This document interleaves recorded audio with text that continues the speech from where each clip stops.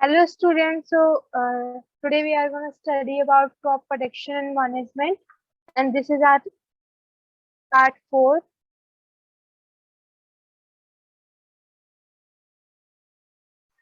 Last class में हमने irrigation के बारे में पढ़ा था। आज हम लोग हार्वेस्टिंग के बारे में पढ़ेंगे। तो हार्वेस्टिंग होता क्या है? The cutting of crops after it is mature. जब क्रॉप मैच्योर हो जाती है उसके बाद उसकी जो कटाई होती है उसे हार्वेस्टिंग बोलते हैं।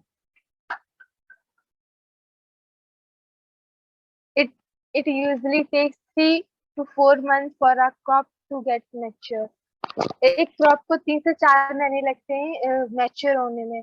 और हमें कैसे पता चलता है कि जो एक क्रॉप है वो मैच्योर हो गई है कि नहीं है? जो जब क्रॉप मैच्योर हो जाती है तो वो ग्रीन से गोल्डन गोल्डन ब्राउन में कन्वर्ट हो जाती है। ठीक है, जब हमारी क्रॉप गोल्डन येलो या गोल्डन ब्राउन दिखने लगे तो पता चल जाता है कि हाँ, अब ये हमारी क्रॉप है वो मैच्योर हो गई है और हम इसे काट सकते हैं। ठीक है, तो less green plants turns into golden yellow at the end of this period. तो 3-4 मंथ के जब एंड होते हैं तब हमारी जो क्रॉप होती है वो गोल्डन येलो में कन्वर्ट हो जाती है। ठीक है, this cutting of the cutting of these mature plant is called harvesting. और इन्हीं मैच्योर, जब ये प्लांट्स मैच्योर हो जाते हैं और इन्हें जो काटते हैं तो उसे बोलते हैं हार्वेस्टिंग। ठीक है, और हार्वेस्टिंग को हम कटाई भी बोलते हैं हिंदी में।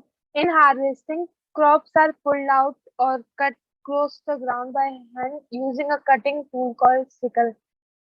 ये जो मैच्योर प्लांट्स होते हैं इन्हें ग्राउंड के एकदम बिल्कुल सरफेस से काटते हैं। और अगर मैन्युअली अगर कोई लोग कर रहे हैं, कोई इंसान कर रहा है, अगर वो पौधों को क्रॉप्स को काट रहा है तो वो एक टूल की मदद से काटता है जिसे बोलते हैं सिकल।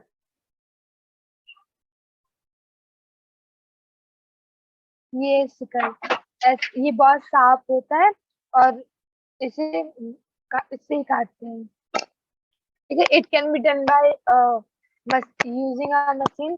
हार्वेस्टिंग मशीन के द्वारा भी की जा सकती है। तो उस मशीन का नाम होता है हार्वेस्टर। से हम इस पिक्चर में देख सकते हैं कि ये हार्वेस्टर है। इससे ये जो क्रॉप्स हैं इन्हें काट रहा है। ठीक है, अब आगे बढ़ते हैं।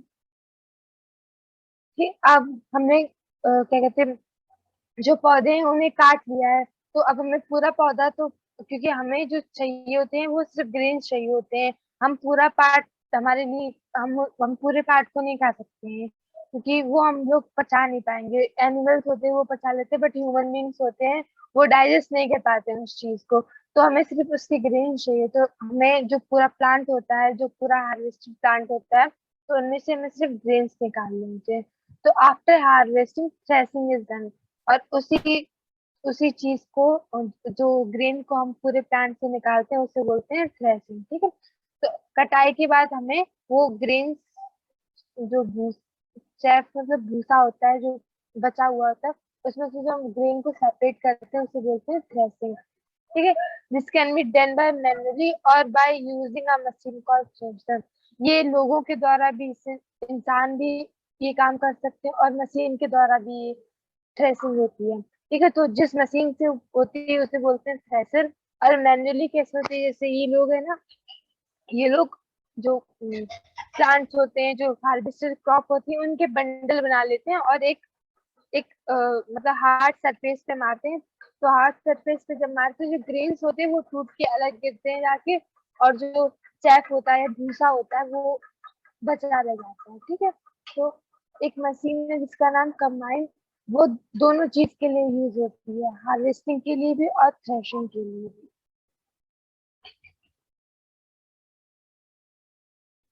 ठीक है, तो अब वो हार्वेस्टिंग भी करती है और थ्रेशिंग भी करती है, मतलब दोनों का कॉम्बिनेशन है, इस वजह से कंबाइन बोलते हैं।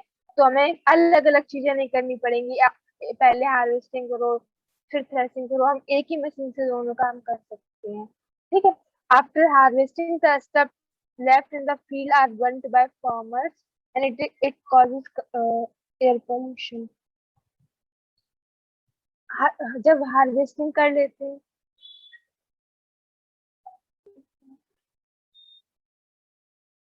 ठीक है, जब हार्वेस्टिंग हो जाती है तो हम जो फिर हम देखते हैं कि जो फील्ड में कुछ प्लांट का कुछ पार्ट रह जाता है फील्ड में, तो फार्मर्स क्या होते हैं उसे जला देते हैं।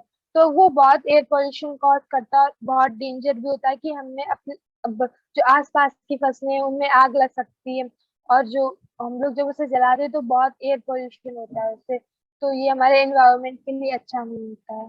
ठीक है, अब आगे बढ़ते हैं। Now winnowing. अब जो थ्रेशिंग होती है वो मशीन द्वारा की जाती है और मैन्युअली की जाती है। अब कभी कभी जब जो थ्रेशिंग अगर विंड की हेल्प से करते हैं, ठीक है, तो उसे बोलते हैं विनोइंग प्रोसेस। काम वही होता है बट ये विंड की हेल्प से होता है, हवा की हेल्प से होता है, तो इससे विनोइंग बोलते हैं। ठीक है, इसमें भी जो separation of grains from chaff and hay with the help of wind, ठीक है, विद तो इसमें से भी हम पूरे प्लांट से सिर्फ अपने ग्रेन्स को निकालते हैं, और इस प्रोसेस को कहते हैं विनोइंग। ये क्या कहते हैं, विंड की हेल्प से होता है। इसमें इसमें मतलब क्या होता है, इसमें तुम्हें किसी हाइट से तुम्हें जो पूरा जो मटेरियल होता है उसे उसे डालना होता है। तो जो हल्के पार्टिकल्स होते हैं, जो चेफ होता है, भूसा वगैरह होते हैं, तो वो हल्का होता है तो वो निकल के साइड हो जाता है, और जो ग्रेन्स होते हैं वो भारी होते हैं तो एक जगह इकट्ठे हो जाते हैं। तो हमें ग्रेन्स अलग मिल जाते हैं और जो भूसा होता है वो हमें अलग मिल जाता है। तो इस तरीके से दोनों का सेपरेशन हो जाता है। नाउ अब ग्रेन्स निकाल लिया, अब इन्हें स्टोर करना है। तो जब ये फ्रेश क्रॉप्स होती हैं, जब फ्रेश फ्रेश ग्रेन्स निकालते हैं हम लोग, तब उनमें कुछ मॉइस्चर होता है। ठीक है, और वो अगर हम किसी भी क्रॉप को अगर हमें स्टोर करना होता है तो वो मॉइस्चर में उतना रिक्वायर्ड नहीं होता, जितना हमें चाहिए होता है उससे भी ज्यादा मॉइस्चर उसमें प्रेजेंट होता है। तो हमें जो ग्रेन्स हम निकालते हैं तो हमें उन्हें सुखाना जरूरी होता है। तो the fresh crop has moisture then required for their storage. ठीक है, जो फ्रेश क्रॉप्स होते हैं उनके पास मॉइस्चर होता है जितना कि हमें चाहिए भी नहीं होता, उससे ज्यादा मॉइस्चर होता है उसमें। ठीक है, before storing the grains need to be properly dried in the sun to reduce the moisture in them. ठीक है, स्टोरेज से पहले हमें उन्हें सुखाना पड़ता है। क्योंकि हमें क्यों सुखाना पड़ता है, क्योंकि जब अगर मॉइस्चर होता है तो उनमें बहुत तरह तरह की फंगी बैक्टीरिया, तो ये सब उसमें लग जाता है, तो इससे हमारी जो क्रॉप होगी वो खराब हो जाएगी। तो उनसे प्रिवेंशन देने के लिए हमें उसे सुखाना पड़ता है। ठीक है, this prevent attacks bye insects, paste, bacteria and fungi. उसके बाद जो फार्मर्स होते हैं, अब तुम कोल्ड स्टोरेज वगैरह होते हैं वहां पे जाके ये स्टोर करते हैं। ठीक है, जो कोल्ड स्टोर वगैरह होते हैं वहां पे जाके फार्मर्स अपने ग्रेन्स वगैरह स्टोर करते हैं। तो वो स्टोर जूट बैग में लेके जाते हैं, और मेटेलिक ग्रेन्स होती है इनमें, मतलब इनमें स्टोरेज होती है। ठीक है, जो जो large scale storage of grown grains is done by fuels और granaries to protect them from pests like rats and insects. अगर हमारे पास जो जो चीज ग्रेन अगर हम उन्हें लार्ज अमाउंट में है, लार्ज स्केल में, और हमें उन्हें स्टोर करना है, तो वो फ्यूल्स के द्वारा की जाती है। और ग्रेन भी फ्यूल्स की वजह से ये फ्यूल्स दिख रहा है, ये जो टीन के घर पे देखा होगा,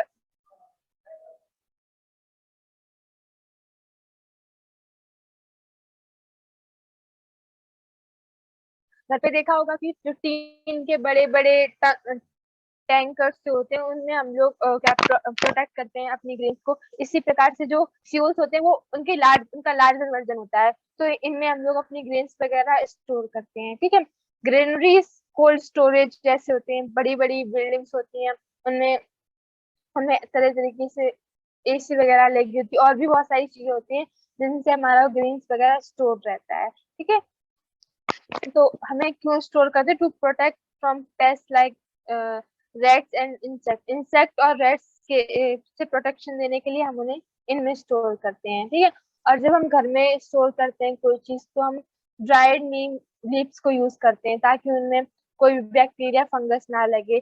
बट जब वो हम कोई बड़े स्केल पे करते हैं, गोडाउन वगैरह में करते हैं, तो हम कुछ स्पेसिफिक केमिकल ट्रीटमेंट यूज करते हैं, कुछ स्पेसिफिक केमिकल्स यूज करते हैं अपनी अपनी अपनी जो क्रॉप होती है उसे प्रोटेक्ट करने के लिए, ठीक है। तो specific chemical treatment are used in big godowns to protect them from pests and microorganisms, ठीक है। तो स्पेसिफिक केमिकल ट्रीटमेंट हम लोग करते हैं इन बिग गोडाउन, जब हमें लार्ज स्केल में करना होता है और गोडाउन वगैरह में जब उसे उसे सेव करते हैं, वहां पे स्टोर करते हैं, तो हम स्पेसिफिक केमिकल ट्रीटमेंट करते हैं ना। फूड फ्रॉम एनिमल्स, यहाँ पे फ्रॉम होगा,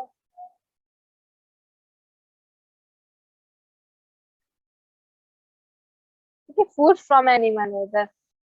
तो हम लोग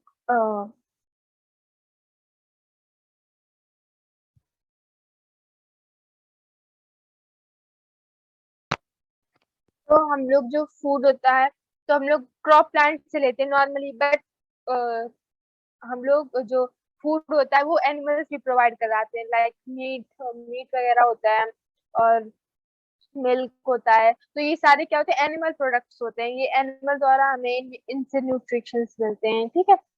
तो दो we get most of the food from crop plants, animal also provide from.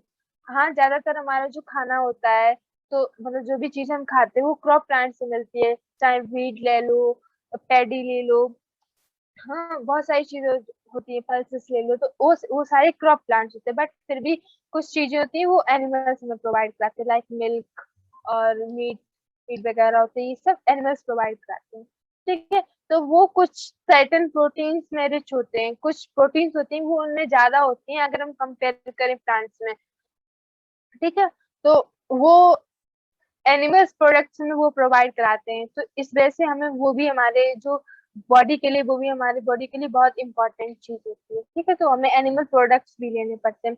और जैसे कि हम लोग प्लांट्स को, जैसे हमने पढ़ा ही है कि पहले हम सॉइल प्रिपेयर करते हैं, फिर सोइंग करते हैं, फिर उसे पानी भी चाहिए होता है, इरिगेशन प्रोवाइड कराते हैं प्लांट्स को, और उन्हें कुछ न्यूट्रिशन चाहिए होते हैं अच्छी ग्रोथ के लिए, तो हम वो भी प्रोवाइड कराते हैं। तो इसी तरीके से एनिमल्स को भी, जब हम घर पे डेयरीज वगैरह में देखे होंगे कि हम लोग जो एनिमल्स होते हैं उनसे प्रोडक्ट्स लेते हैं, तो एनिमल्स को भी कुछ प्रोटीन चाहिए होती है, उन्हें भी कुछ हेल्थ केयर चाहिए होती है, तो उसे बोलते हैं, ठीक है। एनिमल्स उन्हें भी वो सेम सारी चीजें चाहिए होती हैं, जैसे हम लोग प्लांट को देते हैं, इसी उसी सेम तरीके से एनिमल्स को भी चाहिए होती है। तो like plants animals are reared at home और and have to be provided with proper food and shelter and care, ठीक है। तो जब ये सारी चीजें, जब हम एनिमल्स को बहुत बड़े लार्ज स्केल में पालते हैं और उनकी देखभाल करते हैं, और उनसे हम चीजें लेते हैं, लाइक दूध निकालते हैं और सारे प्रोडक्ट्स बनाते हैं, तो जब ये एक लार्ज स्केल पे होता है, तो उसे बोलते हैं एनिमल हस्बेंड्री, ठीक है। वो तो फिर हमने ये चैप्टर यहीं पे खत्म हो गया। तो हमने इस चैप्टर में क्या पढ़ा कि लाइक हमारे जो क्रॉप प्लांट होती है उसे उसकी ग्रोथ कैसे होती है, उसका मैनेजमेंट कैसे होता है, crop crop production and storage, कि हमने पहले पढ़ा कि क्रॉप को प्रोड्यूस कैसे किया है, तो क्रॉप प्रोड्यूस करने के लिए क्या क्या चीजें हमें इन्वॉल्व होती हैं, कैसे हम लोग सॉइल प्रिपेयर करते हैं, कैसे अच्छे सीड्स को हम लोग निकालते कि हाँ ये सीड्स अच्छे हैं हमारी क्रॉप के लिए, उनका यूज देख उन्हें उन्हें उनका सेपरेशन करते हैं। उसके बाद अपनी सॉइल को मैन्योर्स और फर्टिलाइजर्स प्रोवाइड कराते हैं, ताकि जो सारे न्यूट्रिशन होते हैं वो रिप्लेनिश हो जाए, ठीक है। उसके बाद पानी भी चाहिए होता है, तो इरिगेशन प्रोवाइड कराते हैं। हाँ, और फिर प्रोटेक्शन फ्रॉम बीस एनवायरमेंटल प्लांट्स आ जाते हैं, उन्हें भी हम हटा दें, ताकि हमारी जो मेन मेन क्रॉप हो उसे कोई तरीके से परेशानी ना हो ग्रोथ के लिए, और उनका प्रोडक्शन अच्छा हो। तो ये सारी चीजें आती है क्रॉप प्रोडक्शन में। उसके बाद हमने देखा कि उसे उसे मैनेज कैसे करते हैं, कि हमने क्रॉप अब उगा तो लिए, अब उन्हें स्टोर कैसे करना है, तो हमने उसका उनका स्टोरेज भी देखा कि हम उन्हें बड़ी बड़ी कोल्ड स्टोरेज में स्टोर करते हैं, कभी कभी घर पे भी स्टोर करते हैं। और उसके बाद हमने एक एडिशनल भी देखा कि हमें सिर्फ क्रॉप की जरूरत नहीं होती, बट कुछ एनिमल प्रोडक्ट्स होते हैं वो भी हमारे हेल्थ के लिए अच्छे होते हैं। तो जब यही सारी चीजें जो हम लोग प्लांट को देखभाल करते हैं, प्लांट की केयर करते हैं, ठीक है, और उनको न्यूट्रिशन प्रोवाइड करते हैं, जब वही सारी चीजें हम लोग एनिमल्स को देते हैं और ऑन लार्ज स्केल देते हैं, तो उसे एनिमल हस्बेंड्री बोलते हैं। तो ये सारी चीजें हमने पढ़ी इस चैप्टर में, और ये चैप्टर यही अब खत्म हो गया है। और